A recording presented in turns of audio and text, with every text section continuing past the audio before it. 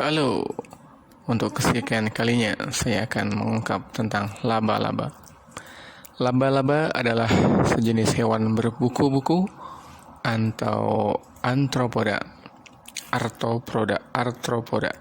dengan dua segmen tubuh, 4 pasang kaki, tak bersayap, dan tak memiliki mulut pengunyah. Semua jenis laba-laba digolongkan ke dalam ordo Araneae dan bersama dengan kalajengking, ketonggeng, tungau, semuanya berkaki 8. Dimasukkan ke dalam kelas Arachnida. Bidang studi mengenai laba-laba disebut arachnologi. Araneae adalah ordo terbesar dalam Arachnida dan peringkat ke-7 dalam total keragaman spesies di antara seluruh ordo organisme. Laba-laba dapat ditemukan di seluruh dunia, di setiap benua kecuali di Antartika, dan telah bertahan lama di hampir semua habitat dengan perkecualian kolonisasi udara dan laut. Per Februari 2016, sedikitnya 45.800 spesies dan 114 suku laba-laba telah dicatat oleh para taksonomis. Tetapi telah terjadi perpecahan di dalam komunitas ilmiah mengenai cara semua suku-suku tersebut diklasifikasikan karena sejak tahun 1900 telah ada lebih dari 20 klasifikasi berbeda telah diusulkan. Laba-laba merupakan hewan pemangsa atau karnivora, bahkan kadang-kadang kanibal. Mangsa utamanya adalah serangga. Hampir semua jenis laba-laba dengan perkecualian sekitar 150 spesies dari suku Uloboridae dan Holorcheidae dan Subordo Mesotelae mampu menginjeksikan bisa melalui sepasang taringnya kepada musuh atau mangsanya.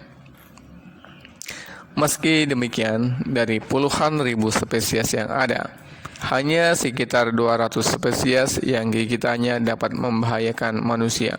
Hanya 200. Tidak semua laba-laba membuat jaring untuk menangkap mangsa, akan tetapi semuanya mampu menghasilkan benang sutera, yakni helaian serat protein yang tipis namun kuat dari kelenjar disebut spinnerets yang terletak di bagian belakang tubuhnya. Serat sutera ini amat berguna untuk membantu pergerakan laba-laba berayun dari satu tempat ke tempat lain, menjerat mangsa, membuat kantung telur, melindungi lubang sarang, dan lain-lain. Tak seperti serangga yang memiliki 3 bagian tubuh, laba-laba hanya memiliki 2. Segmen bagian depan disebut cephalothorax atau prosoma, yang sebetulnya merupakan gabungan dari kepala dan dada atau toraks. Sedangkan segmen bagian belakang disebut abdomen atau perut atau opistosoma. Antara cephalothorax dan abdomen terdapat penghubung tipis yang dinamai pedicle atau pedicellus. Pada cephalothorax melekat 4 pasang kaki dan 1 sampai 4 pasang mata. Selain sepasang rahang bertaring besar atau disebut chelicera, terdapat pula sepasang atau beberapa alat bantu mulut serupa tangan yang disebut pedipalpus. Pada beberapa jenis laba-laba, pedipalpus pada hewan jantan dewasa membesar dan berubah fungsi sebagai alat bantu dalam perkawinan. Laba-laba tidak memiliki mulut atau gigi untuk mengunyah. Sebagai gantinya, mulut laba-laba berupa alat penghisap untuk menyedot cairan tubuh mangsanya. Wow, mengerikan. Mata pada laba-laba umumnya merupakan mata tunggal atau mata berlensa tunggal dan bukan mata majemuk seperti pada serangga. Kebanyakan laba-laba memiliki penglihatan yang tidak begitu baik, tidak dapat membedakan warna atau hanya sensitif pada gelap dan terang. Laba-laba penghuni gua bahkan ada yang buta. Perkecualiannya terdapat pada beberapa jenis laba-laba pemburu yang mempunyai penglihatan tajam dan bagus, termasuk dalam mengenai warna. Untuk menandai kehadiran mangsanya pada umumnya, laba-laba mengandalkan getaran, baik pada jaring-jaring suteranya maupun pada tanah, air, atau tempat yang dihinggapinya. Ada pula laba-laba yang mampu merasai perbedaan makanan Perbedaan tekanan udara, indera peraba laba-laba terletak pada rambut-rambut di kakinya.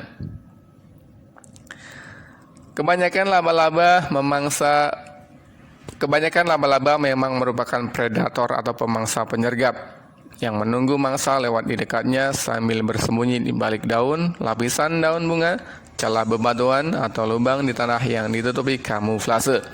Beberapa jenis memiliki pola warna yang menyamarkan tubuhnya di atas tanah, batu atau pagan pohon, sehingga tak perlu bersembunyi.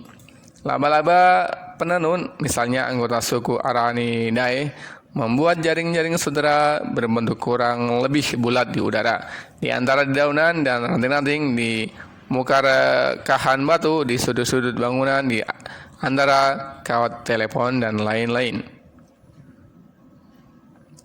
Oke, selanjutnya. Hingga Februari 2016, sekitar 45.800 spesies laba-laba telah dipertelakan dan digolong-golongkan ke dalam 114 suku.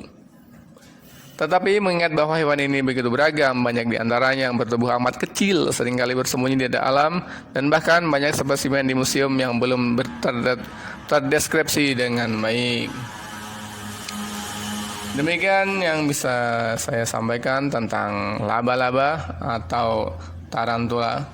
Semoga dapat membuat kita semua tahu apa itu laba-laba yang bisa dijinakan. Tidak semuanya menakutkan, bahkan bisa dalam genggaman tangan. Dan ada juga laba-laba warna biru, spesies langka. Ini biru. Wow, sangat mengagumkan sekali laba-labanya.